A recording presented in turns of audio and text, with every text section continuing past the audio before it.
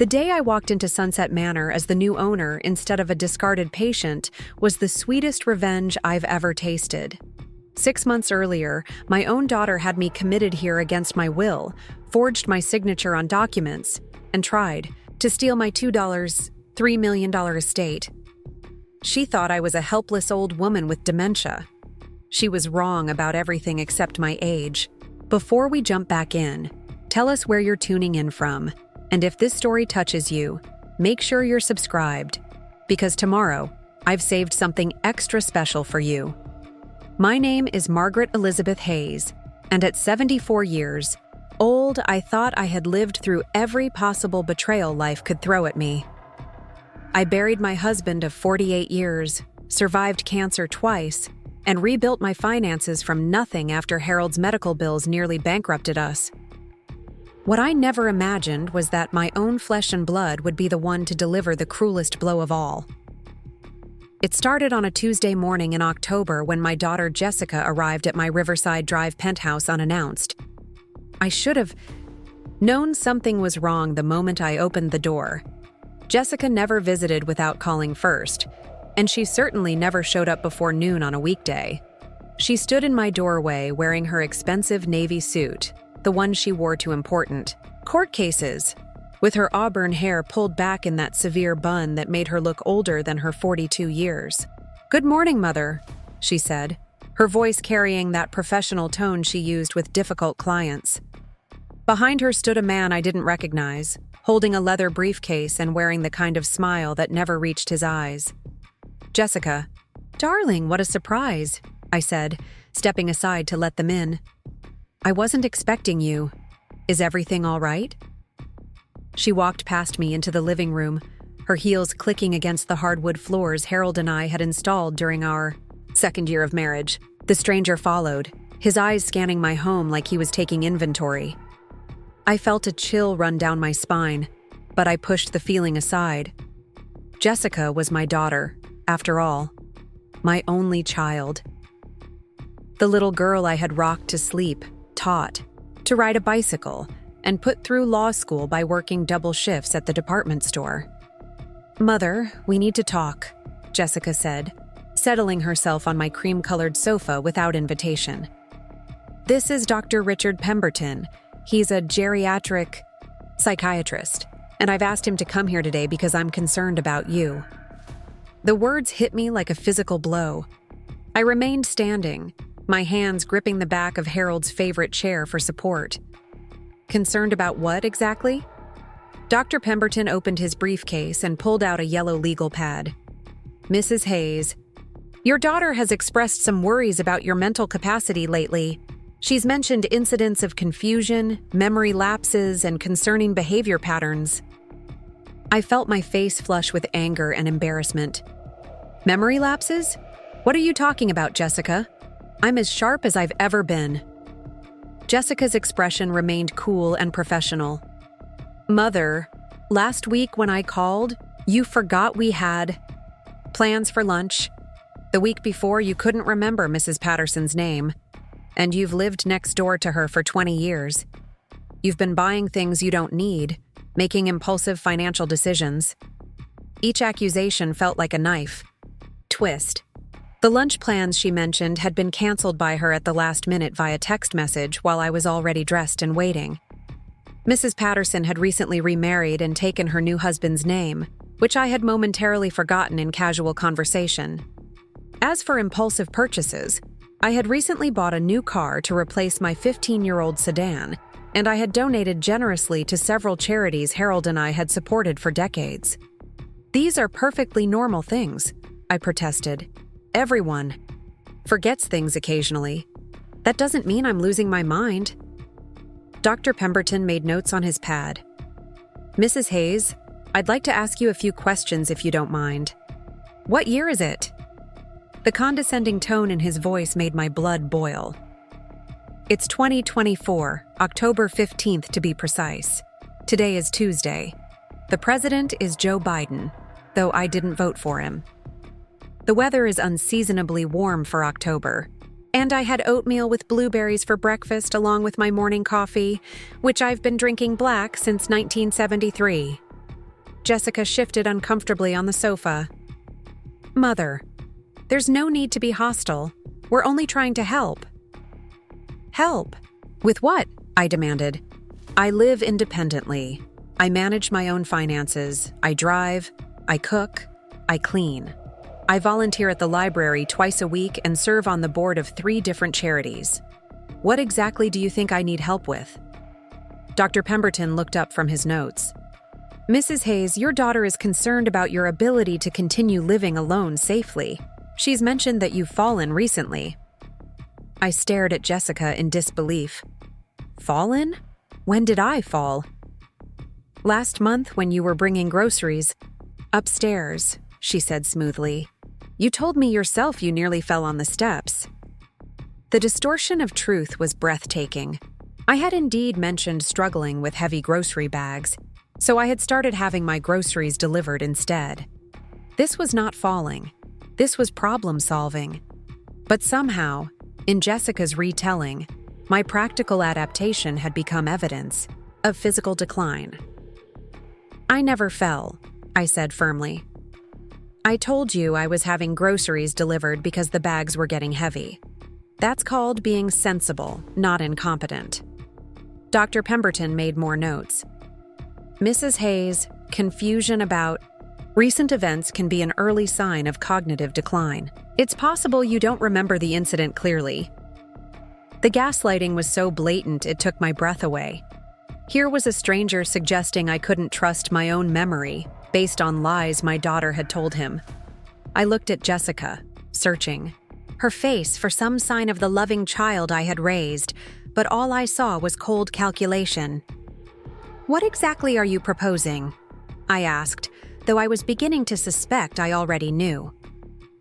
Jessica reached into her purse and pulled out a thick manila folder.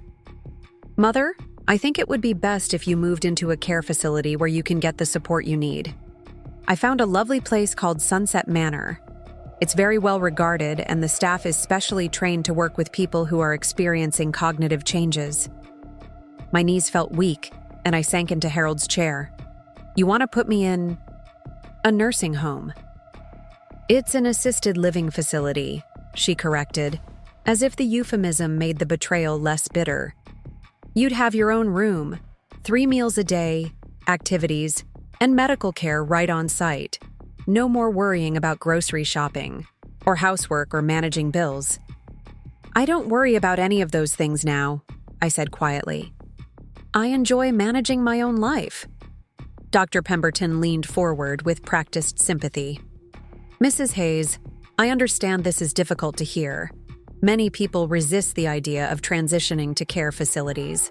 But the reality is that continuing to live alone when you're experiencing cognitive decline can be dangerous. What if you fell and couldn't get help? What if you forgot to turn off the stove? These are real risks we need to consider. I wanted to scream that I wasn't experiencing cognitive decline, that every example they had given was either fabricated or twisted beyond recognition. But I could see from their expressions that they had already made up their minds. This wasn't a discussion. It was an ambush. I want you both to leave, I said, standing up with as much dignity as I could muster. I am not moving anywhere, and I resent the implication that I'm not capable of making my own decisions. Jessica's mask of concern slipped slightly, revealing something harder underneath. Mother, I'm trying to do this the easy way. But if you won't listen to reason, there are other options. The threat was barely veiled. As a lawyer, Jessica knew exactly what legal mechanisms existed to remove an elderly person's autonomy. She was letting me know that voluntary cooperation would be preferable to the alternative. Are you threatening me, Jessica? I'm trying to protect you, she said, but her tone suggested otherwise. From yourself, if necessary. After they left, I sat in Harold's chair for hours, trying to process what had just happened. My daughter, the child I had sacrificed everything for, wanted to warehouse me in an institution and take control of my life. The more I thought about it, the more I realized this wasn't a sudden concern for my welfare. This was a calculated plan. I had been widowed for 3 years, and in that time, Jessica's visits had become increasingly infrequent. She rarely called, unless she needed something, and when she did visit, I often caught her looking around the apartment with an appraising eye. She had made comments about how much the place was worth, how property values in our neighborhood had skyrocketed, how it was too much space for one person.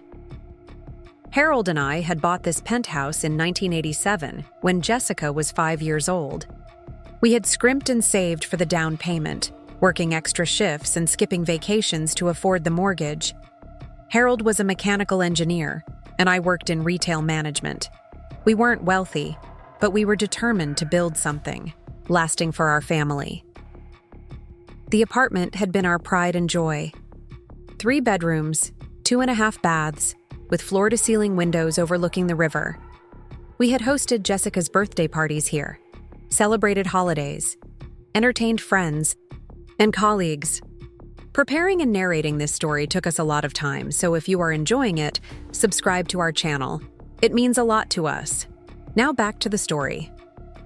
When Harold got sick, we had discussed selling to help pay for his treatment, but he had insisted we hold on to it. "This is Jessica's inheritance," he had said. "This is what we're leaving behind." After Harold's death, the apartment had become my sanctuary. Every room held memories of our life together. His reading chair by the window where he would sit with his morning newspaper. The kitchen where we had cooked thousands of meals together. The bedroom where we had talked late into the night about our dreams and fears. Jessica wanted to take all of that away from me and lock me in a sterile room with strangers. But there was more to it than sentimentality. The apartment was worth approximately $3 million in the current market. Add to that my retirement savings, Harold's life insurance, and various investments, and my total estate was worth nearly $3 million. As my only heir, Jessica stood to inherit everything when I died. But if I lived for another 10 or 15 years, as women in my family typically did, she would have to wait a long time for that inheritance.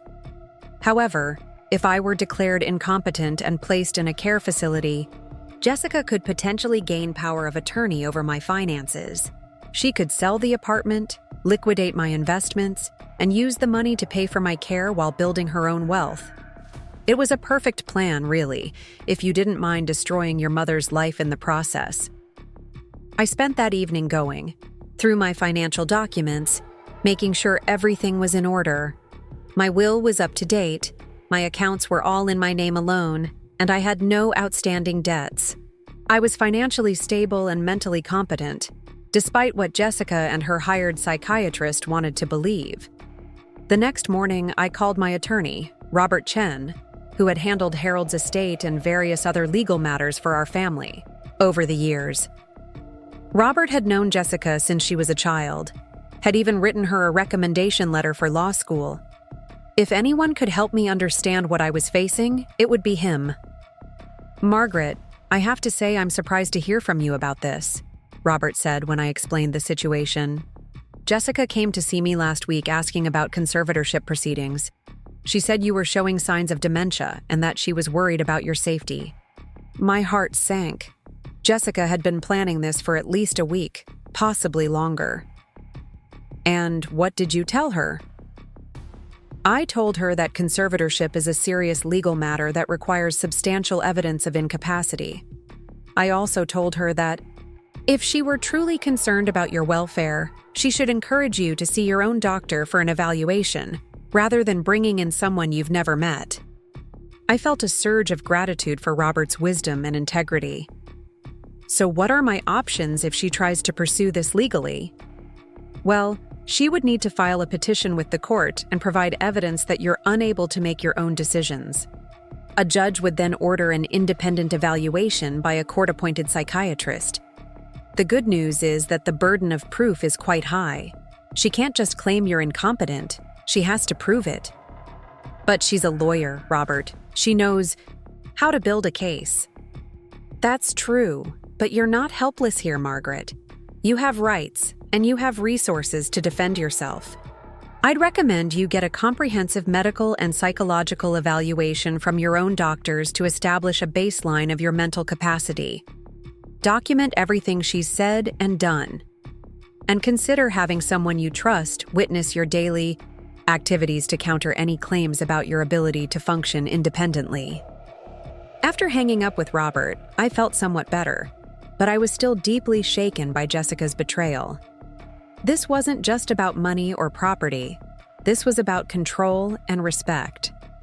Jessica saw me as an obstacle to be managed rather than a person to be loved. I decided to take Robert's advice and made appointments with both my primary care physician and a neurologist for comprehensive evaluations. I also began keeping a detailed journal of my daily activities, noting everything, from my morning routine to my volunteer work to my social interactions. If Jessica wanted to claim I was incompetent, I would have evidence to the contrary. A week passed without any contact from Jessica, which was unusual. Normally, even with our strained relationship, she would call or text every few days. The silence felt ominous, like the calm before a storm. Then, on the following Tuesday, exactly 1 week after her first visit, she returned. This time, she wasn't alone. With her were 2 paramedics, a police officer, and the same Dr. Pemberton from the week before. They had an ambulance waiting downstairs. "Mother, please don't make this difficult," Jessica said as I opened the door. "We're here to take you for an evaluation. It's for your own safety." I looked at the police officer, a young man who looked uncomfortable with the situation. "Officer, I haven't committed any crime. I'm not a danger to myself or anyone else. On what grounds are you here?" He shifted awkwardly. "Ma'am, we have a court order for an emergency psychiatric evaluation. Your daughter has filed paperwork, claiming you're a danger to yourself due to mental incapacity." I felt the world tilt beneath my feet. A court order? When? I was never notified of any court proceedings. Jessica stepped forward with a document in her hand. Emergency evaluations can be ordered without prior notice when there's an immediate safety concern.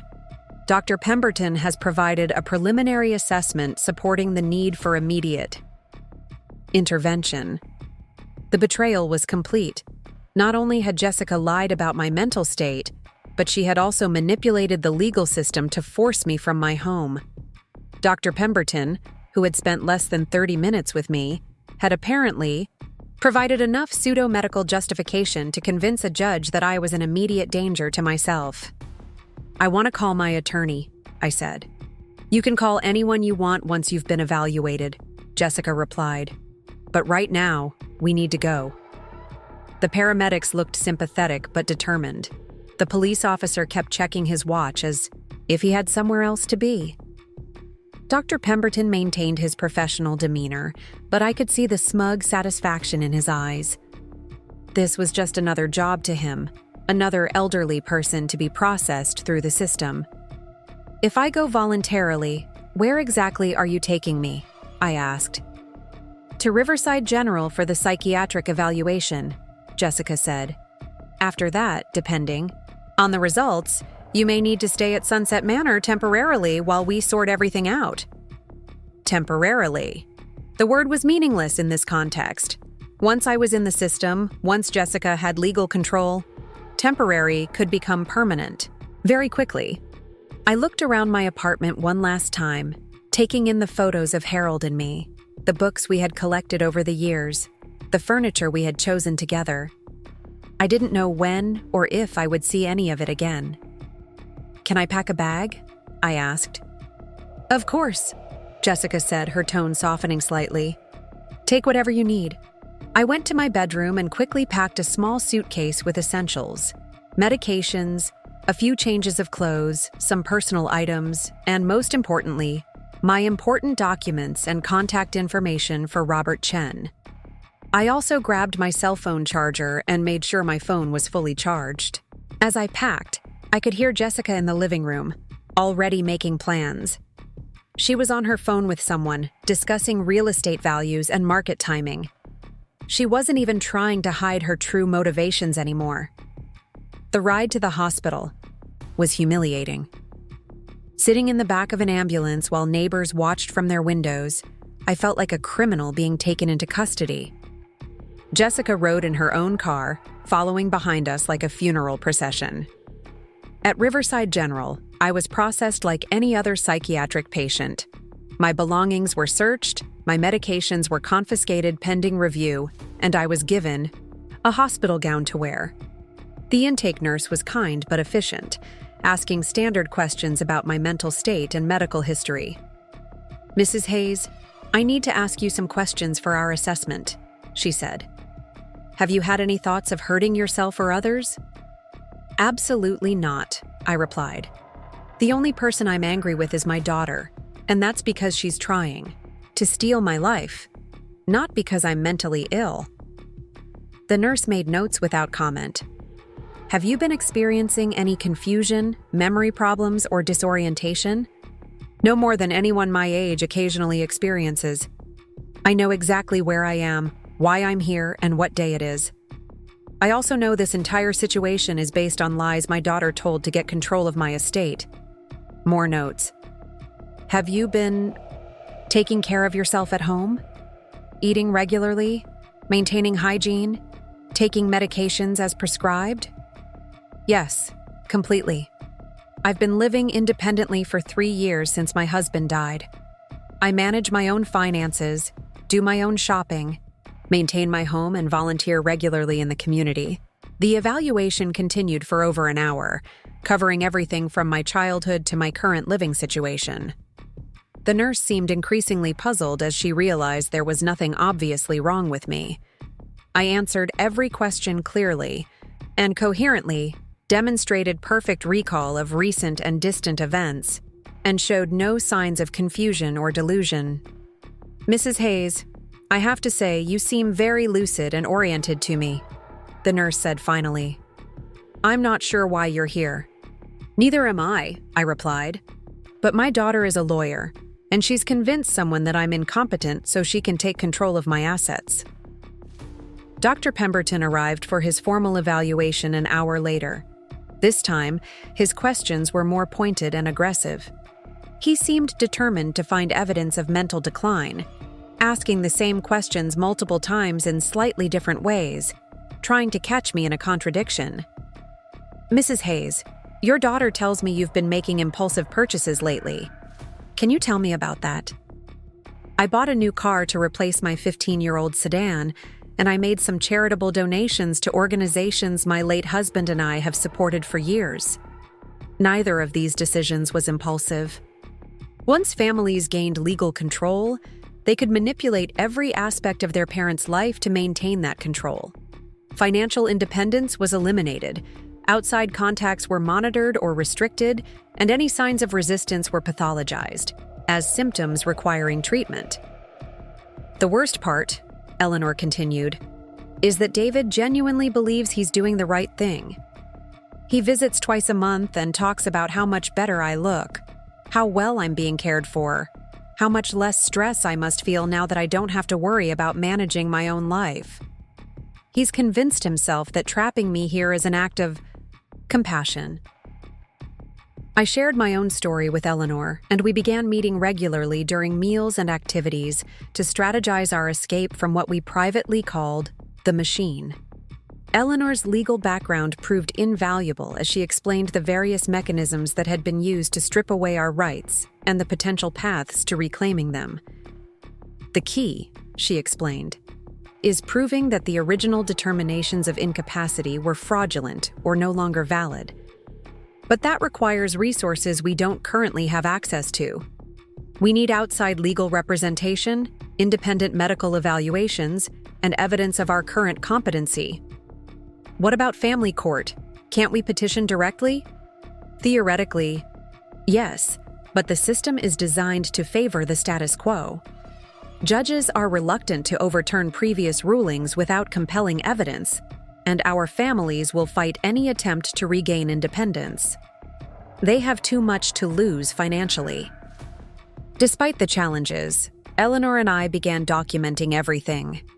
We kept detailed journals of our daily activities, conversations with staff, and interactions with family members.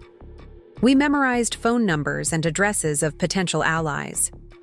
Most importantly, we began observing the operations of Sunset Manor itself, looking for vulnerabilities in the system that had trapped us.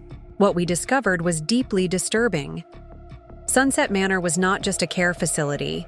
It was a profit-driven machine that thrived on keeping residents dependent and families convinced of their necessity. The monthly fees were staggering, typically ranging from $8,000 to $15,000 depending on the level of care required. Most residents' estates were being systematically drained to pay these costs, while their families convinced themselves that quality care justified the expense.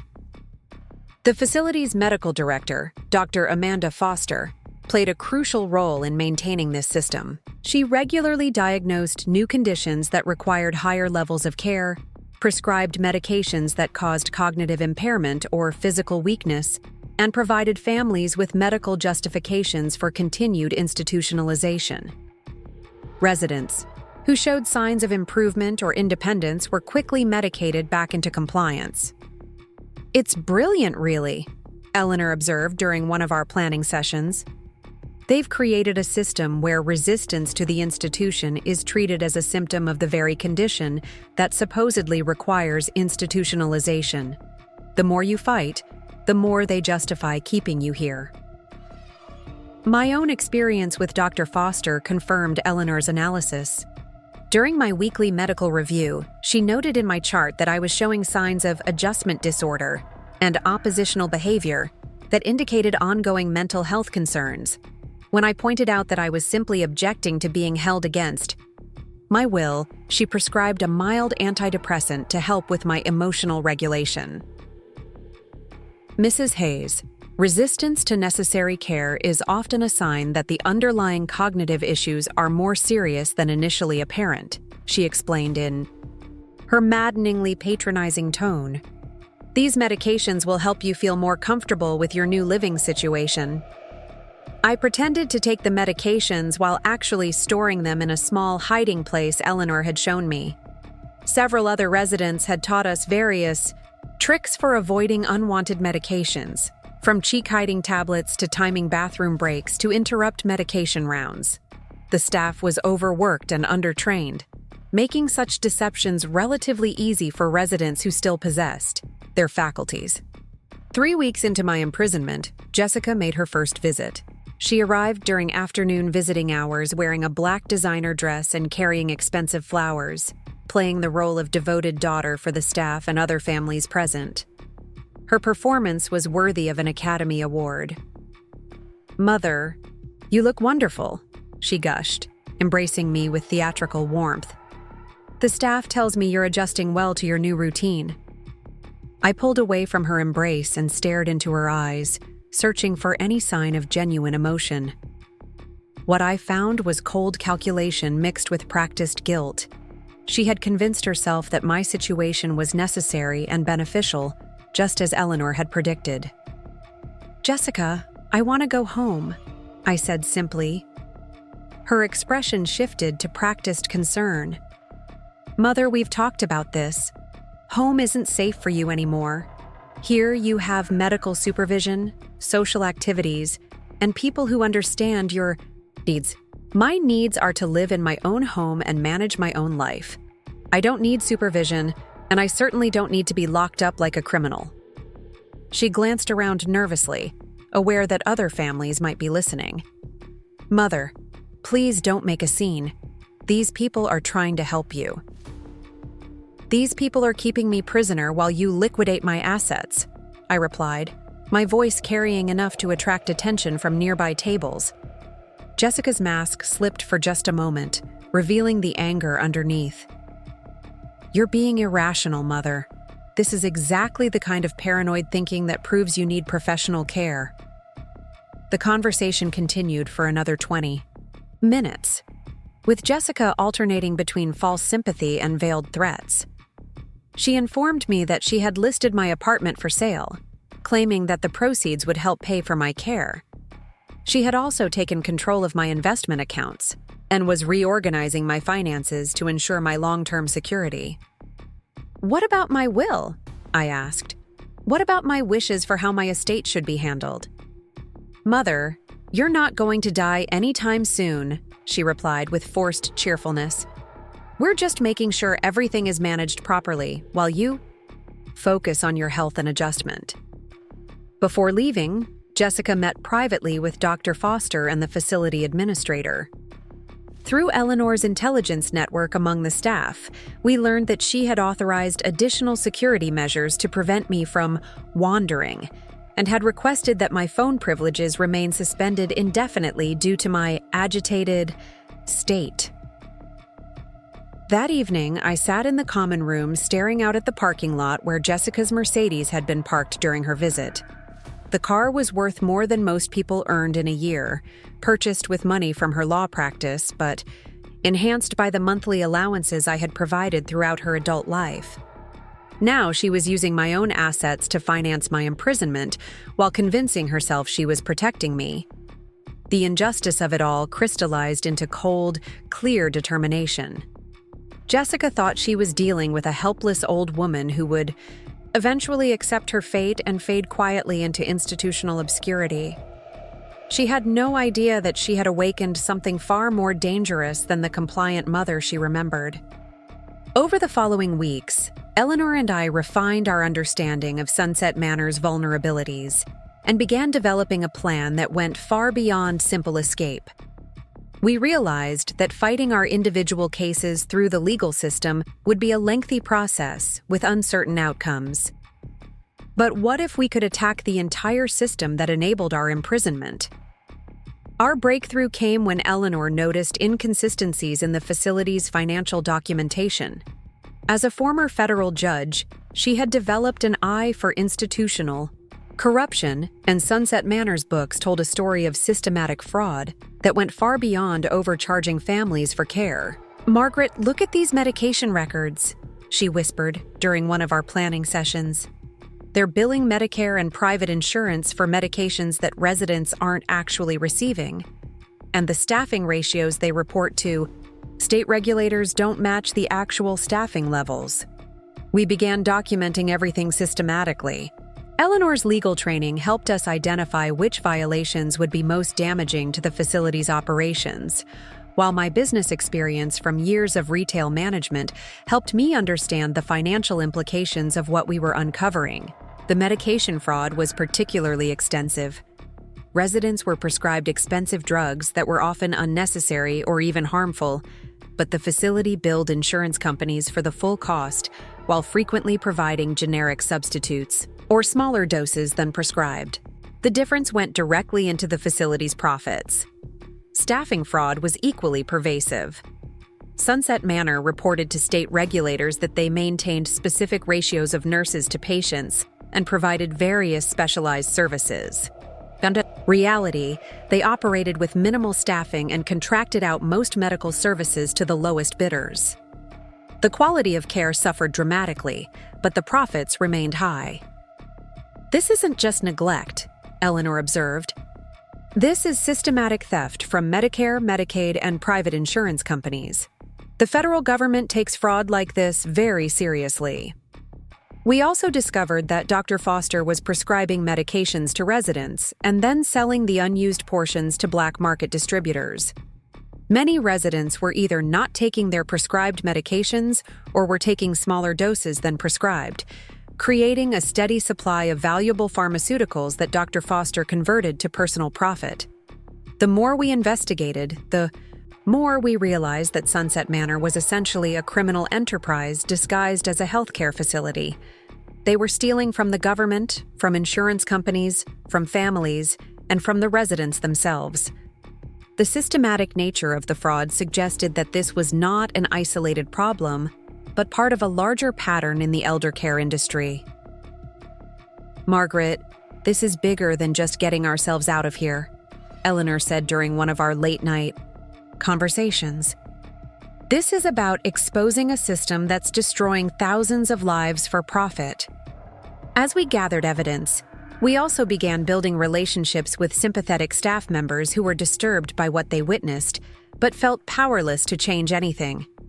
Maria Santos, a night shift nursing assistant, became a valuable ally after she discovered that her own grandmother had been over-medicated at a similar facility in another state.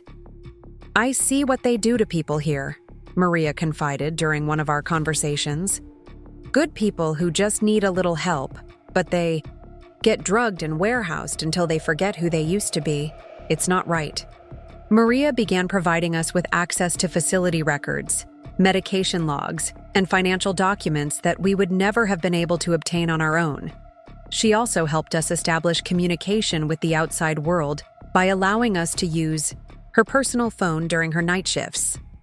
My first call was to Robert Chen, my attorney, who had been trying to locate me for weeks. Jessica had told him that I was receiving specialized medical treatment and was not allowed visitors or phone calls, but she had refused to provide specific information about my location or condition. "Margaret, thank God," Robert said when he heard my voice. "I've been trying to find you for over a month. Jessica claims you're in a secure psychiatric facility, but she won't tell me which one or provide any medical documentation." I quickly explained my situation and the evidence Eleanor and I had been gathering about Sunset Manor's operations. Robert listened with growing amazement and alarm. "Margaret, what you're describing sounds like a massive criminal conspiracy. If you can document even half of what you're telling me, this could bring down not just Sunset Manor, but potentially dozens of similar facilities." "Robert, I need you to do something for me," I said. "I need you to contact the FBI's healthcare fraud division and arrange for them to investigate this place. But I need you to do it in a way that doesn't alert Jessica or the facility administration that I'm involved." "What do you have in mind?" "I want to stay here long enough to gather enough evidence to destroy them completely, but I need to know that help is coming and that you're working on getting me out legally." Robert agreed to begin the process while maintaining absolute secrecy about my involvement. He would file a motion challenging my commitment based on procedural violations and demand an independent competency evaluation. Meanwhile, he would also contact federal investigators about the fraud evidence we were developing. Over the next month, Eleanor and I worked tirelessly to document every aspect of Sunset Manor's criminal operations. We photographed documents, recorded conversations, and created detailed timelines of fraudulent activities.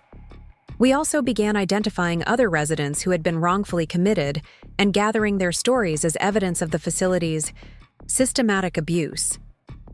The most heartbreaking case was that of Robert Kim, a retired engineer whose daughter had committed him after he objected to her gambling addiction and refused to give her access to his retirement savings.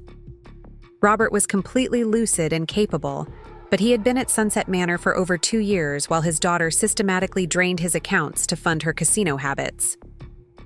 "She visits every month and cries about how much she misses having me at home," Robert told us. "But she's sold my house, liquidated my investments, and taken out loans against my life insurance. She needs me to stay here until I die so she doesn't have to face what she's done." Eleanor and I realized that Robert's case, combined with our own situations and several others we had identified, represented a pattern of elder abuse that went far beyond simple institutional fraud. Families were using facilities like Sunset Manor to warehouse inconvenient parents, while systematically looting their estates. "This is a business model," Eleanor observed. "These facilities provide families with medical and legal cover for financial exploitation while generating massive profits from government and insurance fraud. But you didn't consult with your daughter before making these financial decisions." "Why would I? I'm an adult with my own money. I don't need my daughter's permission to make purchases." He made notes with obvious disapproval. "Mrs. Hayes, at your age, it's often wise to involve family members in major financial decisions to ensure you're not being taken advantage of." The irony was staggering. Here was a doctor suggesting I needed protection from financial exploitation while participating in what was clearly an attempt to exploit me financially. The evaluation went on for another hour, but it was clear that Dr. Pemberton had already reached his conclusion before walking into the room. No matter how coherently I answered his questions, he continued to probe for signs of incapacity that simply weren't there. Finally, he closed his notebook and stood up. "Mrs. Hayes, based on my evaluation and the concerns raised by your daughter, I'm recommending that you be transferred to Sunset Manor for observation and further assessment. This will give us time to do a more comprehensive evaluation of your needs. And if I refuse? Unfortunately, that's not an option at this point. The court order gives us the authority to place you in protective custody until a full competency hearing can be arranged." I felt trapped and powerless, exactly as Jessica had intended. Within 2 hours, I was being transported to Sunset Manor, a sprawling one-story building on the outskirts of town that looked more like a prison than a care facility. The intake process at Sunset Manor was even more dehumanizing than the hospital. My remaining personal belongings were inventoried and stored, I was given institutional clothing to wear, and I was assigned to a shared room with a woman named Dorothy who spent most of her time talking to people who weren't there. "Welcome to Sunset Manor, Mrs. Hayes," said the intake coordinator, a heavy-set woman named Linda who spoke to me like I was a child. "We're going to take very good care of you here. Your daughter has already filled out all the paperwork and provided us with your medical information. I want to make a phone call," I said. "Phone privileges are earned based on good behavior and adjustment to the facility," Linda replied. "For now, you need to focus on settling in and following our daily routine." Phone privileges had to be earned. I was a prisoner, not a patient. Jessica had succeeded in stripping away my freedom, my dignity, and my autonomy with a few forged documents and a corrupt psychiatrist. That first night at Sunset Manor, lying in a narrow bed listening to Dorothy mumble incoherently, I made a decision. I wasn't going to accept this. I wasn't going to be warehoused and forgotten while Jessica liquidated my life's work. I was going to fight back, and I was going to make her regret the day she decided to betray me. But first, I needed to understand exactly what I was up against and figure out how to regain control of my life. The old Margaret might have been trusting and naive enough to fall for Jessica's manipulation, but the new Margaret was going to be smarter, tougher, and more ruthless than my daughter could possibly imagine. As I lay there planning my counterattack, I had no idea that within 6 months, I would own Sunset Manor outright, and Jessica would be facing criminal charges for elder abuse and fraud. The war was just beginning, and I had every intention of winning it. The first 3 days at Sunset Manor taught me more about institutional manipulation than I had learned in 74 years of life. Every aspect of daily existence was designed to strip away independence and dignity, from the scheduled bathroom breaks to the bland, overcooked meals served at precise intervals. The staff spoke to residents in sing-song voices typically reserved for toddlers, and any attempt to assert autonomy was met with gentle but firm redirection back to compliance. My roommate Dorothy had been there for 18 months, and her transformation from functioning adult to institutional dependent was a cautionary tale I refused to accept as my own future. According to her son Michael, who visited every Sunday. With obvious guilt written across his face, Dorothy had been a retired high school principal who managed her own affairs perfectly well until a minor car accident gave her family the excuse they needed to take control. "She just needs a little help," Michael would tell the staff during his visits, never speaking directly to his mother, who sat silently in her wheelchair wearing the vacant expression of someone who had given up fighting. "The doctors say she's much safer here." I watched these interactions with growing rage, recognizing the same patterns of justified betrayal I had experienced with Jessica. Adult children convincing themselves that stealing their parents' autonomy was an act of love rather than greed or convenience. The staff at Sunset Manor were experts at enabling this self-deception, providing families with just enough medical-sounding justification to sleep peacefully while their parents deteriorated in institutional custody. On my 4th morning, during what the staff cheerfully called social hour, but was actually mandatory group sitting in the common room, I struck up a conversation with a woman named Eleanor Blackwood. Unlike most of the other residents, Eleanor's eyes were sharp and alert, and she carried herself with the bearing of someone who hadn't yet surrendered to the system. "You're new," she observed, settling into the chair beside me with the careful movements of someone managing chronic pain. "And you're angry. Good. Anger means you're still fighting." Eleanor was 81 years old and had been at Sunset Manor for 6 months. Her story was depressingly familiar: successful career as a federal judge, comfortable retirement, adult children who grew impatient waiting for their inheritance. Unlike my situation, Eleanor's commitment had been triggered by a genuine health crisis, a mild stroke that left her temporarily confused and vulnerable. "My son David convinced me to sign a power of attorney while I was still in the hospital," she explained during one of our whispered conversations. "He said it was just temporary, to help manage things while I recovered. That was 8 months ago.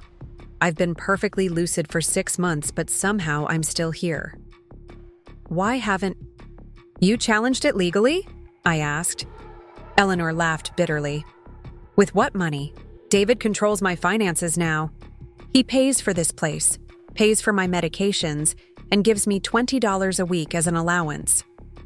When I demanded to see my financial statements, he told the staff I was becoming agitated and paranoid. They increased my anti-anxiety medication."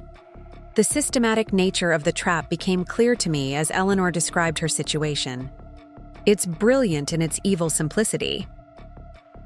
As our investigation deepened, we also began to understand why the legal system was so ineffective at protecting elderly victims. Judges, lawyers, and social workers were overwhelmed with cases and often relied on the representations of family members and medical professionals without conducting independent investigations. The presumption was that families acted in their loved ones' best interests and that medical professionals were objective advocates for their patients. "The system assumes good faith on everyone's part," Eleanor explained. "But when families and medical professionals are both motivated by profit, elderly victims have no one to advocate for their actual interests." Dr. Foster's role was particularly crucial to the entire operation. As a licensed physician, her medical opinions carried significant weight with courts, insurance companies, and regulatory agencies. When she diagnosed residents with conditions requiring long-term institutional care, her professional credibility made it nearly impossible for anyone to challenge those determinations.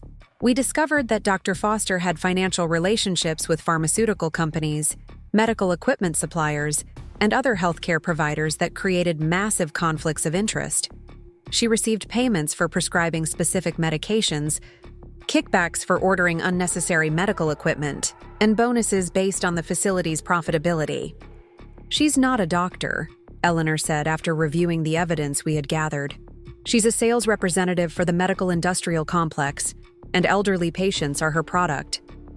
The more we learned, the more determined we became to expose the entire system.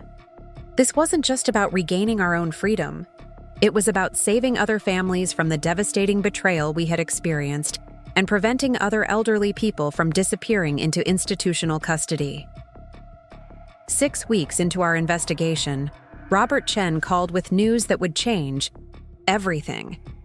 The FBI had opened a formal investigation into Sunset Manor based on the evidence we had provided, and federal agents were preparing to execute search warrants at the facility and several related businesses. "Margaret, they want you to continue gathering evidence if you're willing, but they understand the personal risk you're taking," Robert explained. "They're also preparing to move forward with your legal case to regain your freedom, but they're asking if you'd be willing to stay a little longer to help with the criminal investigation." I looked around the common room where I had spent the last 6 weeks planning my revenge against Jessica and the system that had enabled her betrayal. Elderly residents sat in wheelchairs and recliners, many of them drugged into compliance, all of them trapped in a web of institutional control that served everyone's interests except their own. "Tell them I'll stay as long as they need me," I said. But I want Jessica arrested the moment they have enough evidence. She's going to pay for every day she's stolen from my life." Eleanor squeezed my hand as I hung up the phone. "Are you ready for this, Margaret? Once we pull this trigger, there's no going back." I thought about Harold, about the life we had built together, about the apartment overlooking the river where I should have been living out my golden years in peace and dignity. I thought about Jessica, probably at that very moment showing my apartment to potential buyers while telling them stories about her poor mother who was safely tucked away in professional care. "I've been ready since the day she had me dragged out of my own home," I replied. "It's time to show Jessica and everyone like her that they picked the wrong mother to betray." The war was about to begin in earnest, and I had every intention of emerging victorious. The FBI raid on Sunset Manor happened on a Wednesday morning at exactly 7:30, just as the breakfast shift was beginning. I was sitting in the dining hall with Eleanor, pretending to struggle with my oatmeal while actually observing the daily medication distribution that we had been documenting for weeks. The first sign that something was happening came when Linda, the intake coordinator, rushed past our table with her face flushed and her hands shaking. Within minutes, federal agents were swarming through the facility, carrying boxes of documents and computer equipment while residents and staff watched in stunned silence. Dr. Foster was escorted out in handcuffs, her face a mask of rage and disbelief. The facility administrator, a slick man named Gregory Tillman who had always treated residents like inventory, was also arrested on charges of healthcare fraud and conspiracy. Eleanor and I exchanged glances across the breakfast table, both of us fighting to keep our expressions neutral. After 2 months of careful planning and evidence gathering, our strategy was finally bearing fruit. But this was only the beginning of what we hoped would be a complete dismantling of the system that had trapped us. The chaos that followed the raid created opportunities we had been waiting for. With the administrative staff either arrested or fleeing, security protocols broke down completely. For the first time since arriving at Sunset Manor, residents had unsupervised access to phones, computers, and the outside world. Eleanor and I immediately began contacting family members, attorneys, and advocacy organizations to alert them about what had been happening. My first call was to my bank, where I discovered the full extent of Jessica's financial manipulation. In the 2 months since my commitment, she had liquidated nearly $800,000 of my investment portfolio, claiming the money was needed for my medical care. She had also received 2 offers on my apartment and was negotiating with buyers, despite my explicit instructions that the property was not for sale. "Mrs. Hayes, I'm so glad to hear from you," said Patricia Wells, the bank manager who had handled my accounts for over 15 years. "Your daughter told us you were receiving specialized treatment and couldn't be reached for financial consultations. We were concerned about some of the transactions she was requesting." "What kind of transactions?" I asked, though I already suspected the answer would infuriate me. "She's been transferring large amounts from your investment accounts into her personal accounts, claiming they were loans for your medical expenses. She's also applied for a reverse mortgage on your apartment using a power of attorney document. The reverse mortgage was a particularly clever move. Jessica could access the equity in my apartment immediately, while technically keeping the property in my name until my death. It was a way of inheriting her inheritance early while maintaining the legal fiction that she was acting in my best interests. "Patricia, I need you to freeze all my accounts immediately," I said. "Jessica does not have legitimate power of attorney, and any documents she's provided were obtained through fraud. I also need a complete accounting of every transaction she's authorized since October. Mrs. Hayes, I'll need you to come in personally to make these changes. Bank regulations require identity verification for major account modifications." This was the challenge I had been anticipating. As long as I remained at Sunset Manor, Jessica could claim that I was too impaired to make financial decisions. But if I could demonstrate my competency to bank officials and other business partners, it would undermine the legal foundation of her power of attorney. "Patricia, I'm going to arrange for legal representation to contact you within 24 hours.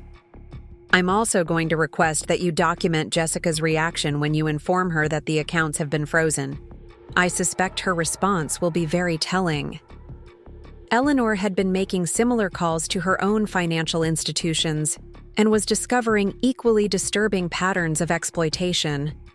Her son David had been even more aggressive than Jessica, liquidating her entire stock portfolio and using the proceeds to purchase rental properties in his own name. The beautiful thing about their greed, Eleanor observed, is that it's created a clear paper trail of criminal activity. They've been so confident in their control that they haven't bothered to hide what they're doing. That afternoon, Robert Chen arrived at Sunset Manor with a team of independent medical experts and court officials. The FBI investigation had provided him with leverage to demand immediate access to me for competency evaluation, and the facility's compromised legal position made it impossible for them to refuse. Dr. Sarah Martinez, a geriatric psychiatrist with impeccable credentials, spent 3 hours conducting a comprehensive evaluation of my mental state. Unlike Dr. Pemberton's cursory and biased assessment, Dr. Martinez's examination was thorough, objective, and designed to actually determine my cognitive abilities rather than find excuses for my imprisonment. Mrs. Hayes, based on my evaluation, you show no signs of cognitive impairment, dementia, or any other condition that would justify involuntary commitment, Dr. Martinez announced. Your memory is excellent, your reasoning abilities are intact, and you demonstrate clear understanding of your financial and legal circumstances. The court-appointed social worker, Jennifer Walsh, was equally impressed by my competency and deeply disturbed by the conditions at Sunset Manor. She had been investigating elder abuse cases for 12 years and recognized the institutional manipulation immediately. Mrs. Hayes, what happened to you appears to be part of a systematic pattern of exploitation, she explained. The facility and your daughter worked together to create a legal framework for controlling your assets while providing just enough medical justification to avoid scrutiny. Within 48 hours of the FBI raid, I was released from Sunset Manor and restored to full legal competency. Robert had arranged for temporary housing at a secure apartment complex while we sorted out the legal battles ahead, but leaving the facility was only the first step in what would be a comprehensive campaign to reclaim my life and ensure that Jessica faced consequences for her betrayal. The first order of business was regaining control of my finances. Jessica had been so confident in her legal position that she had made little effort to hide her theft. Bank records showed a clear pattern of unauthorized transfers, fraudulent loan applications, and asset liquidation that would be easily prosecuted as elder abuse and embezzlement. Jessica made a crucial mistake, Robert explained as we reviewed the financial documentation. She assumed that your incapacitation would be permanent and that no one would ever audit her decisions. She's left us with overwhelming evidence of criminal activity. The confrontation with Jessica came sooner than expected. 3 days after my release, she arrived at Robert's office demanding to know why her access to my accounts had been terminated. She still believed that I was safely locked away at Sunset Manor and that my attorney was acting without proper authorization. Mr. Chen, I don't know what kind of game you're playing, but my mother is incapacitated, and I have legal guardianship over her affairs, Jessica announced as she stormed into the conference room where Robert and I were meeting.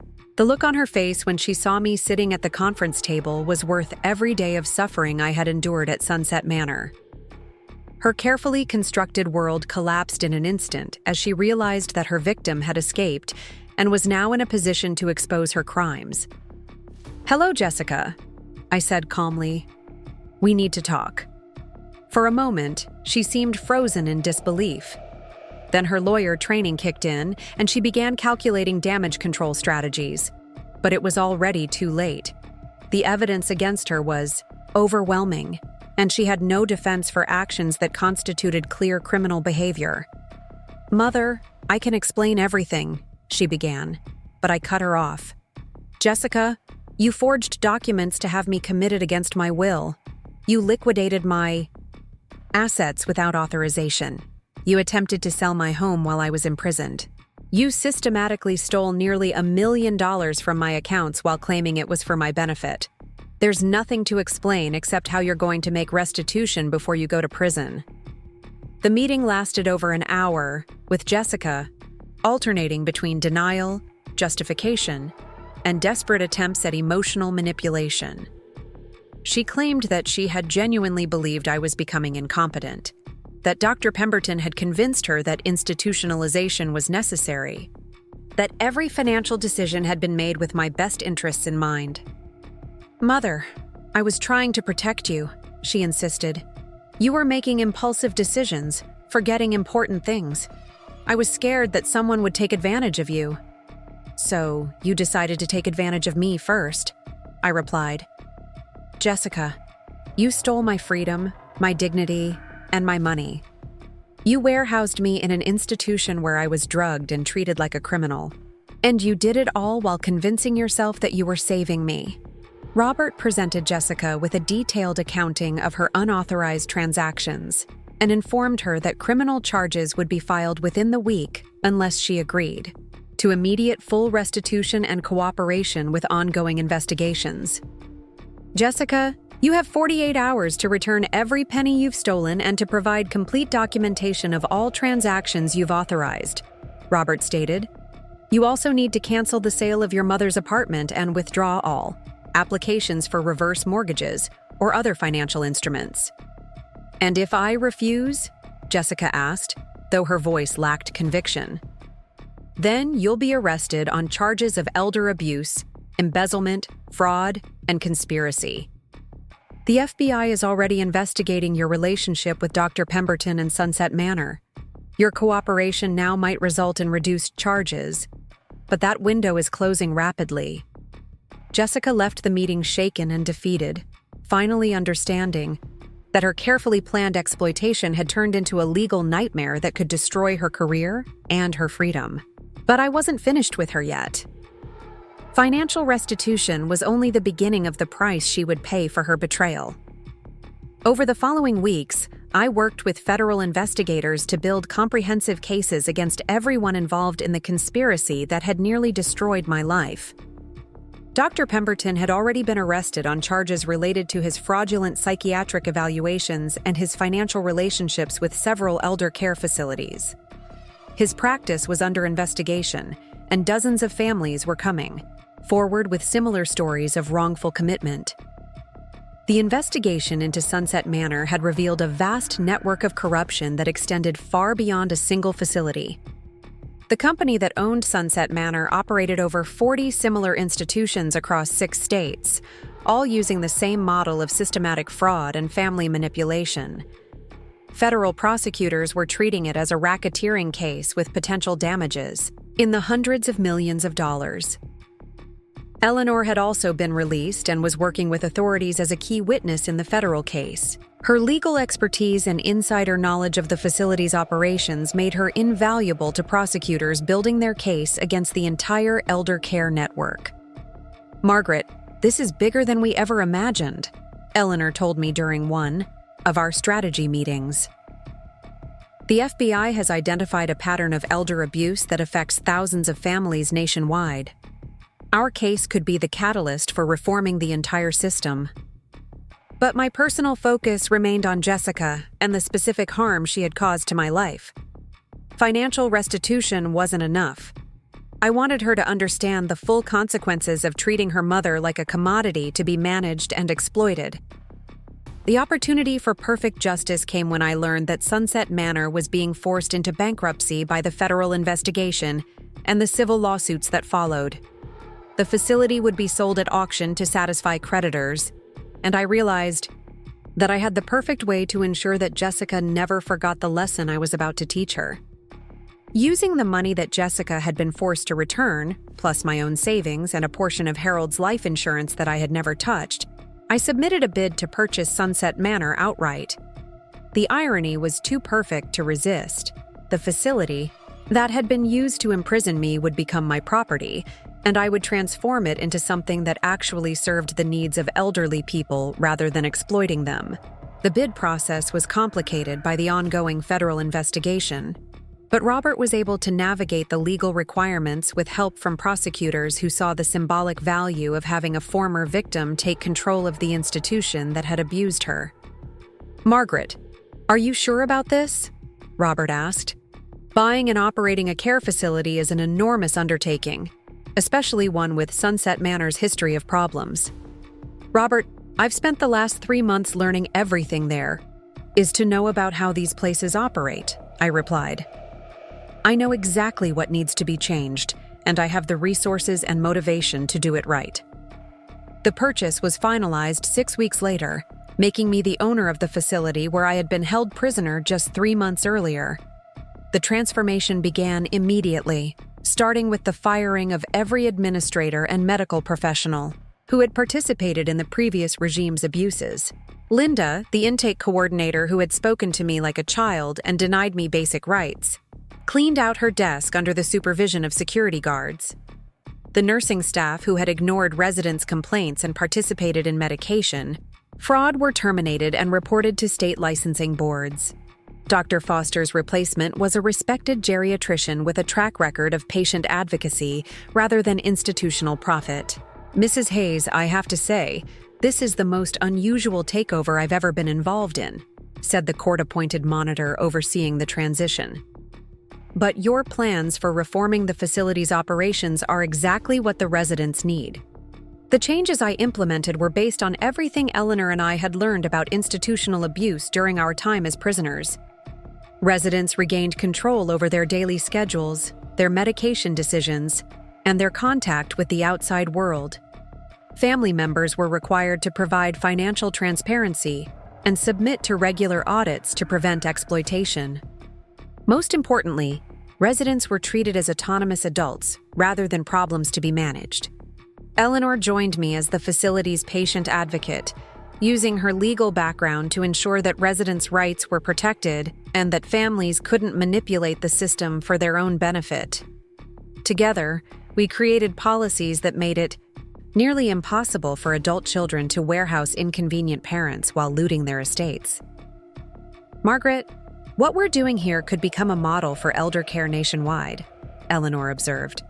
"We're proving that it's possible to provide quality care while respecting residents' autonomy and dignity."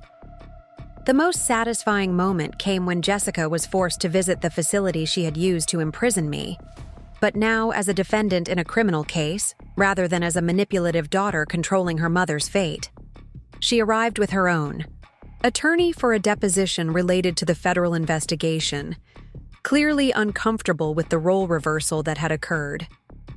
"Hello, Jessica," I said as she entered my office, the same room where Dr. Foster had once plotted to keep me medicated and compliant. "Welcome to my nursing home." The meeting was brief and professional, focused on her cooperation with ongoing investigations. But the symbolism was unmistakable. The woman who had tried to bury me in an institution was now sitting across from me in that same institution, which I now owned and operated according to principles that would have prevented her crimes. "Mother, I want you to know that I never intended for things to go this far," Jessica said as the deposition concluded. "I genuinely thought I was helping you." "Jessica, the road to hell is paved with good intentions," I replied. "But theft is theft, regardless of how you justify it to yourself.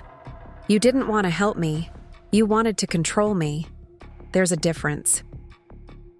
As Jessica left the facility that day, I watched from my office window as she walked past residents who were enjoying freedoms that had been denied to me during my imprisonment.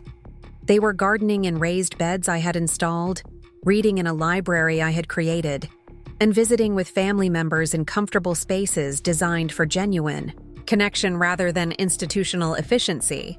The transformation of Sunset Manor became a symbol of resistance against elder abuse that attracted national attention. Media outlets covered the story of the elderly woman who had turned the tables on the system that tried to destroy her, and advocacy organizations began using our model as a blueprint for reform. "Mrs. Hayes, what you've accomplished here is remarkable," said Senator Patricia Morrison, who visited the facility as part of a congressional investigation into elder abuse. You've taken a facility that represented everything wrong with elder care and turned it into an example of how things should be done. But the most meaningful recognition came from residents and their families who were experiencing genuine care for the first time. Robert Kim, the retired engineer whose daughter had committed him to fund her gambling addiction, was able to regain control of his remaining assets and choose his own living arrangements. Dorothy, my former roommate who had been drugged into submission, regained her mental clarity and reconnected with friends from her former life as a high school principal. Mrs. Hayes, I don't know how to thank you, Dorothy said during one of our regular check-ins. You gave me my life back when I thought it was over forever. The criminal prosecutions that resulted from our investigation sent shockwaves through the elder care industry. Dr. Pemberton was sentenced to 8 years in federal prison for his role in fraudulent commitments and Medicare fraud. Dr. Foster received 12 years for her more extensive criminal enterprise. Gregory Tillman, the facility administrator, was sentenced to 15 years and ordered to pay millions in restitution. Jessica ultimately pled guilty to elder abuse and embezzlement, charges in exchange for a reduced sentence of 3 years in federal prison. Her law license was permanently revoked, and she was ordered to pay full restitution plus punitive damages that would keep her financially struggling for the rest of her life. Margaret, Jessica's sentencing hearing is next week, Robert informed me. The prosecutor would like you to provide a victim impact statement if you're interested. I considered the offer carefully. Part of me wanted to face Jessica in court and describe the full impact of her betrayal, to make her understand the depth of pain she had caused. But another part of me realized that my revenge was already complete. She had lost her freedom, her career, her financial security, and her relationship with her mother. Most importantly, she had to live with the knowledge that her greed had transformed her victim into the owner of the very institution she had used for her crimes. Robert, I think my statement has already been made, I replied. Sunset Manor is my victim impact statement. Every day that it operates as a place of dignity and respect rather than exploitation and abuse is a reminder of what Jessica tried to take from me and what I built from the ashes of her betrayal. The new Sunset Manor became profitable within its first year under my ownership, proving that elder care could be both ethical and financially sustainable. We achieved this not through fraud and exploitation, but through genuine efficiency, transparent pricing, and quality care that families were willing to pay for without being manipulated into it. Eleanor and I often reflected on the journey that had brought us from victims to advocates to successful business owners. Our transformation had been painful but ultimately empowering, proving that even the most devastating betrayals could be overcome with determination, intelligence, and strategic thinking. Margaret, do you ever regret fighting back instead of just accepting what happened to you? Eleanor asked during one of our evening walks through the facility's gardens. Never, I replied without hesitation. Jessica and people like her count on their victims being too tired, too confused, or too intimidated to fight back. They assume that once they gain control, they'll never have to face consequences for their actions. Our job is to prove them wrong and to make sure other families don't suffer what we went through. The legal and personal victories were satisfying, but the real reward was the knowledge that we had created something positive from our suffering. Sunset Manor, under our management, became a place where elderly people retained their dignity, their autonomy, and their rights while receiving the care and support they actually needed. 6 months after taking control of the facility, I stood in the same common room where I had spent weeks planning my escape and revenge. But now it was filled with residents who were there by choice, engaging in activities they enjoyed, maintaining relationships with family members who respected their independence, and living with the security that comes from being valued as human beings rather than managed as problems. The transformation was complete, but the work was just beginning. Eleanor and I had proven that the system could be changed, that elder abuse could be prevented, and that institutions could serve the people they claimed to help. Now we had to ensure that our model spread to other facilities and that other families never experienced the betrayal we had survived. Jessica's attempt to bury me in an institution had instead given me a platform to fight for justice and reform. Her greed had become the foundation for an enterprise dedicated to protecting the Sao, very people she had tried to exploit. The irony was perfect, and the justice was complete. I had not only survived my daughter's betrayal, I had transformed it into a victory that would protect other families for generations to come. The war was won, but the mission would continue. As long as elderly people needed advocates willing to fight for their rights and dignity. 2 years have passed since I first walked through the doors of Sunset Manor as Margaret Hayes, prisoner number 4847. Today, I walk these same halls as Margaret Hayes, owner and operator of one of the most respected elder care facilities in the Coast State. The transformation has been so complete that sometimes I have to remind myself that this is the same building where I was once drugged, silenced, and treated like inventory. The morning sun streams through the windows of my office, the same room where Dr. Foster once prescribed medications to keep me compliant and confused. Now it's filled with awards from advocacy organizations, letters from grateful families, and photographs of residents celebrating milestones they never thought they'd see again. The irony isn't lost on me that the space designed to maintain my imprisonment has become the command center for my liberation.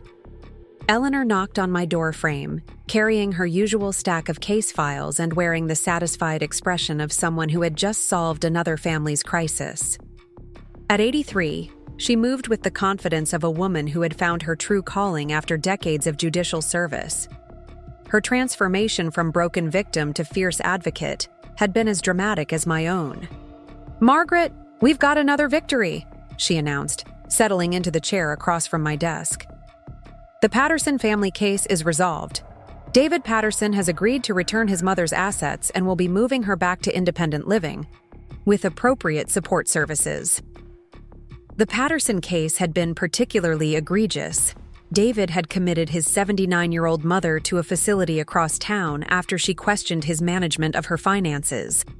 Unlike my situation, Mrs. Patterson had genuine mobility issues that required assistance, but she was mentally sharp and perfectly capable of making her own decisions with proper support. "How did you convince him to cooperate?" I asked, though I suspected Eleanor had used her favorite combination of legal pressure and public embarrassment. I simply explained that his mother's case fit the pattern we've documented in our elder abuse report, and that federal investigators were very interested in expanding their prosecution targets. Eleanor replied with a slight smile. Amazing how quickly people develop consciences when they face potential prison time. Our elder abuse report had become a powerful tool for protecting vulnerable seniors across the region. The comprehensive documentation we had developed during our time as prisoners, combined with the evidence gathered during the federal investigation, had exposed systematic patterns of exploitation that law enforcement couldn't ignore. The report had also established Eleanor and me as recognized experts in elder care fraud, leading to consulting opportunities with prosecutors, advocacy organizations, and legislative committees working on reform. We had testified before Congress, twice, been featured in documentary films, and spoken at conferences nationwide about the epidemic of family-perpetrated elder abuse.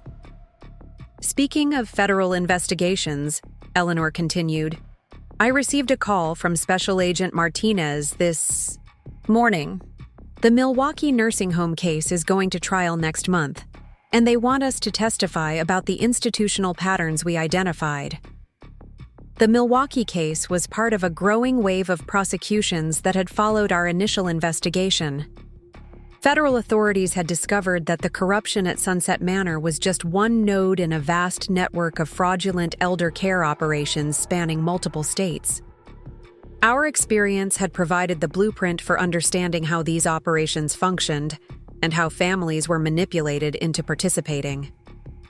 Of course we'll testify, I replied. Every conviction makes it harder for other predators to target vulnerable seniors. The personal satisfaction of seeing criminals prosecuted was important, but the real impact came from the systematic changes we had implemented at Sunset Manor and advocated for throughout the industry. Our facility had become a laboratory for developing best practices in elder care, with innovations that prioritized resident autonomy while ensuring appropriate support and safety. One of our most successful programs was the Family Financial Transparency Initiative, which required adult children who controlled their parents' finances to submit to regular audits and accountability measures. The program had prevented dozens of exploitation cases and had been adopted by facilities across 3 states. Margaret, the state licensing board wants to expand the transparency program statewide, Eleanor informed me. They're proposing legislation that would make financial audits mandatory for all family-controlled elder care arrangements. This was the kind of systematic change that would have prevented my own exploitation and protected thousands of other seniors from similar betrayals. The legislation faced opposition from some family advocacy groups who claimed it was intrusive and presumptuous, but the documented evidence of widespread abuse made their arguments increasingly difficult to defend. My phone buzzed with a text message from Robert Chen, who continued to serve as my attorney despite his busy practice. The message was brief but significant. Jessica's parole hearing scheduled for next month. Victim notification required. Your input requested. Jessica had served 18 months of her 3-year sentence and was eligible for early release based on good behavior and completion of court-mandated counseling programs. The prospect of her freedom stirred complicated emotions that I hadn't fully resolved despite all the victories and transformations of the past 2 years. Eleanor, Jessica's parole hearing is coming up, I said, showing her Robert's message. I'm not sure how I feel about weighing in on her release. Eleanor studied my expression with the insight that came from shared trauma and mutual understanding. Margaret, what would serve your sense of justice better? Keeping her in prison longer, or having her live in a world where you've made it impossible for her to hurt other people the way she hurt you? The question crystallized something I had been wrestling with since Jessica's conviction. My initial desire for revenge had been satisfied by her prosecution and imprisonment, but maintaining that anger served no constructive purpose. The real victory lay in the positive changes that had emerged from my suffering, not in prolonging her punishment. I think I want her to see what I've built with her attempt to destroy me, I said finally. I want her to understand that her betrayal became the foundation for protecting other families from what she did to us. That afternoon, I spent time with residents whose stories reminded me why the work we were doing mattered more than personal vendetants. Mrs. Chen, an 85-year-old former teacher, had been rescued from a facility where her son was stealing her pension checks. Now she tutored children from the local elementary school and had regained the sense of purpose that institutionalization had nearly destroyed. Mrs. Hayes, my granddaughter is graduating from high school next week, Mrs. Chen told me during our daily check-in. She wrote her valedictorian speech about how you saved our family. Would you like to attend the ceremony? These invitations had become regular occurrences as word spread about the transformation at Sunset Manor and the advocacy work Eleanor and I had developed. Families who had been touched by elder abuse saw us as symbols of hope and resistance, proof that victims could become victors with enough determination and support. I would be honored to attend, I replied. And please tell your granddaughter that she's the one who should be proud. It takes courage to stand up for family members who can't protect themselves. That evening, I walked through the facility's common areas during the dinner hour, observing the atmosphere of dignity and choice that had replaced the institutional oppression I remembered so clearly. Residents moved freely, engaged in conversations about topics that interested them, and maintained relationships with family members who respected their autonomy. The contrast with my memories of this same space 2 years earlier was staggering. Instead of drugged compliance, there was vibrant engagement, Instead of forced schedules, there were flexible routines that accommodated individual preferences. Instead of financial exploitation, there were transparent policies that protected residents' assets while ensuring appropriate care. Dorothy, my former roommate who had seemed lost in confused mumbling, now served as the facility's resident council president and advocated for policy changes that improved daily life for everyone. Her transformation from institutional victim to empowered advocate embodied everything we had accomplished.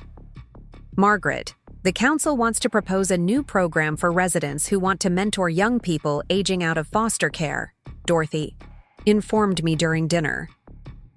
We think our life experiences could help kids who are facing independence without family support. The proposal was brilliant in its simplicity and generosity. Residents who had been discarded by their own families could provide guidance and wisdom to young people who lacked family connections entirely. It was exactly the kind of innovation that emerged when elderly people were treated as resources rather than burdens. Dorothy, that's an excellent idea. Let's develop a formal proposal and present it to the board next month. The board of directors I had assembled for Sunset Manor reflected my commitment to genuine resident advocacy rather than financial exploitation. Instead of business executives focused on profit margins, the board included retired social workers, elder law attorneys, geriatricians, and most importantly, former residents who understood the difference between authentic care and institutional control. 3 weeks later, I found myself sitting in a courthouse waiting room, preparing to provide input on Jessica's parole hearing. Robert had helped me prepare a statement that focused on the broader impact of her crimes rather than personal grievances, but I still felt nervous about facing my daughter in an official capacity after 2 years of separation. Jessica entered the hearing room wearing an orange jumpsuit and accompanied by her court-appointed attorney.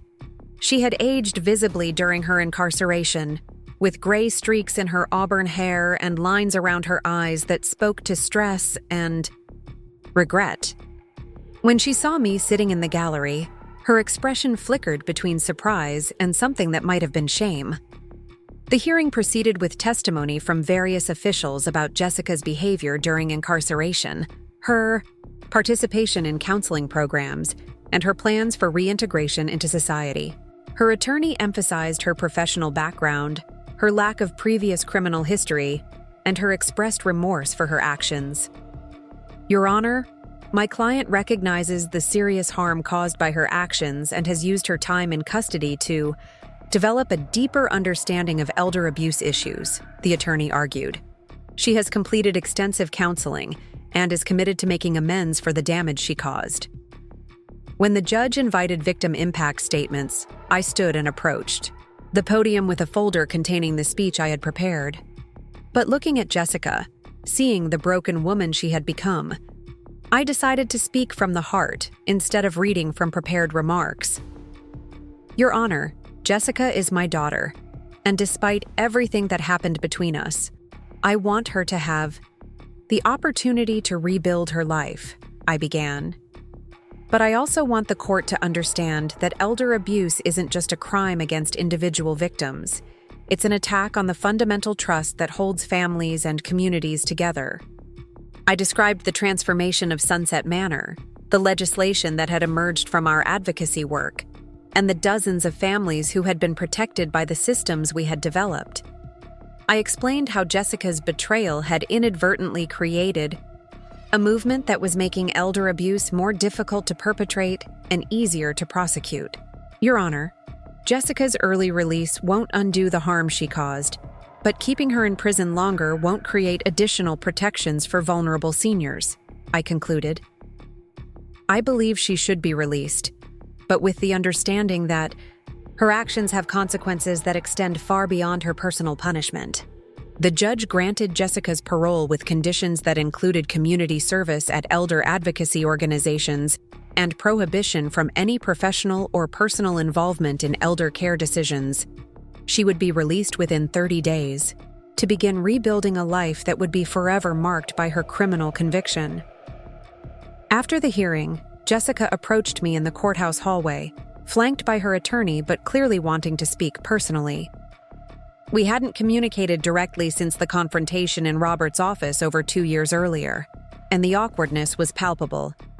"Mother, I know this doesn't change anything, but I need you to know that I'm sorry," she said, her voice barely above a whisper. "I convinced myself that I was protecting you, but I know now that I was really just protecting my own interests. What I did was unforgivable." Looking at her, I saw not the manipulative attorney who had orchestrated my imprisonment, but the scared little girl who had cried when her father died and clung to me for comfort and security. The years had taught me that people were capable of both terrible cruelty and genuine redemption, often within the same lifetime. "Jessica, forgiveness isn't about forgetting what happened or pretending it didn't matter," I replied. "It's about choosing not to let someone else's mistakes define the rest of your life. I've built something meaningful from the ashes of your betrayal. What you do with your second chance is up to you." We didn't embrace or make promises about future contact. Too much had been broken for easy reconciliation, but there was a sense of closure, an acknowledgement that we were both different people than we had been 2 years earlier, shaped by trauma and consequences into something more complex than victim and perpetrator. 6 months later, I received an unexpected letter from Jessica. She had found work with a legal aid organization representing low-income seniors in guardianship disputes, using her understanding of elder abuse to help families navigate the same legal system that she had once manipulated. The irony was poetic. My former tormentor had become an advocate for the very people she had once victimized.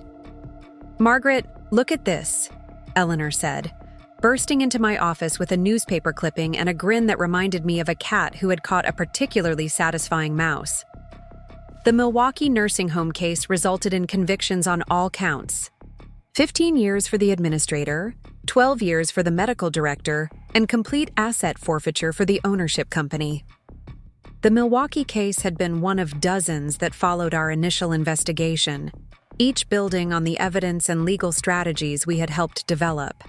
The cumulative impact was transforming the elder care industry, making exploitation more difficult and expensive while providing families with better protection and recourse.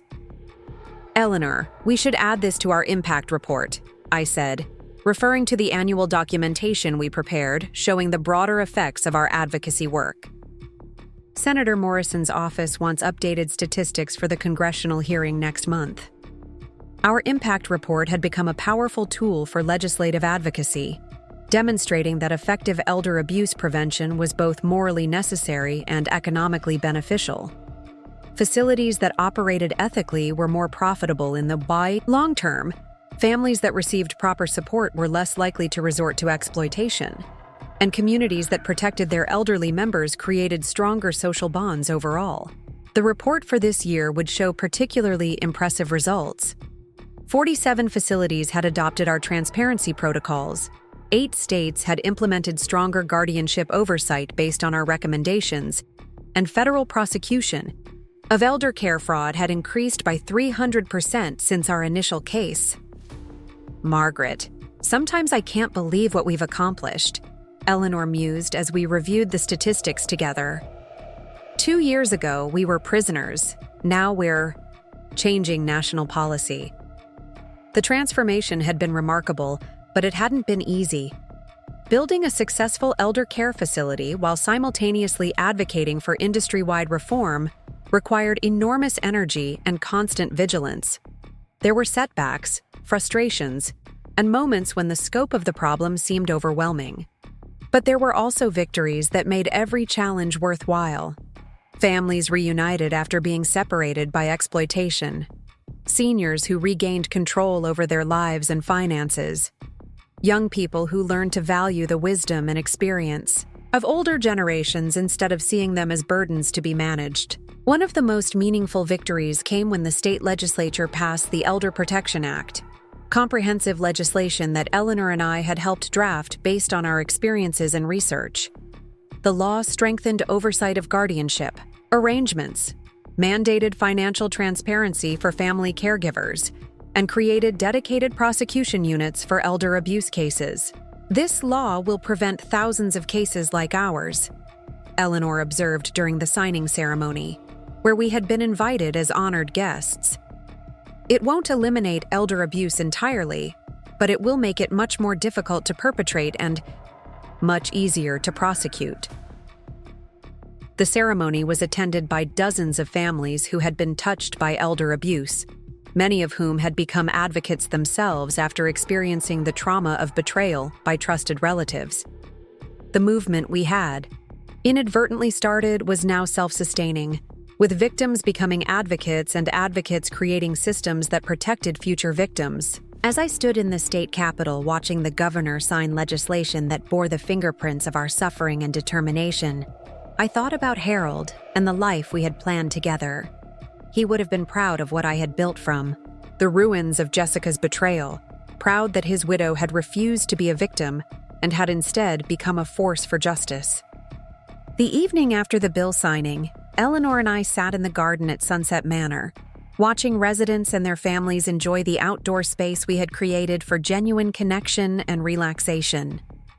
The atmosphere was everything that institutional elder care should be: dignified, respectful, and focused on enhancing life rather than managing decline. Eleanor, do you ever think about what would have happened if we hadn't fought back? I asked. If we had just accepted what our families did to us? I try not to think about that, she replied. But I suspect we would have deteriorated just like they expected us to.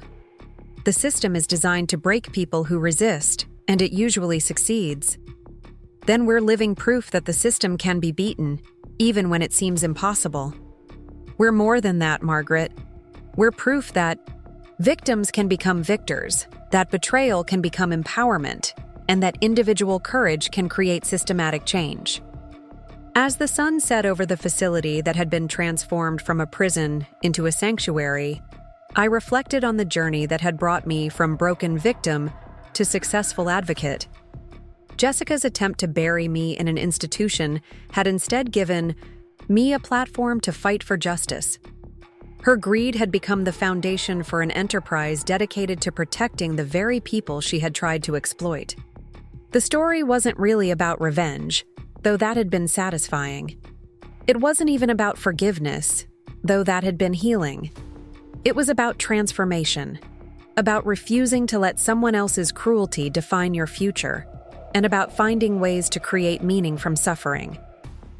2 years ago, I had been Margaret Hayes, discarded mother and unwilling prisoner. Today, I was Margaret Hayes, facility owner and elder rights advocate. Tomorrow, I would continue the work of ensuring that other families never experienced the betrayal that had nearly destroyed me. The greatest victory wasn't that I had survived Jessica's attack on my freedom and dignity. The greatest victory was that I had transformed that attack into a movement that would protect other seniors for generations to come. She had tried to bury me, but instead, she had planted me. And from that planting had grown something far more powerful than she could ever have imagined. Up next, you've got 2 more standout stories right on your screen. If this one hit the mark, you won't want to pass these up. Just click and check them out.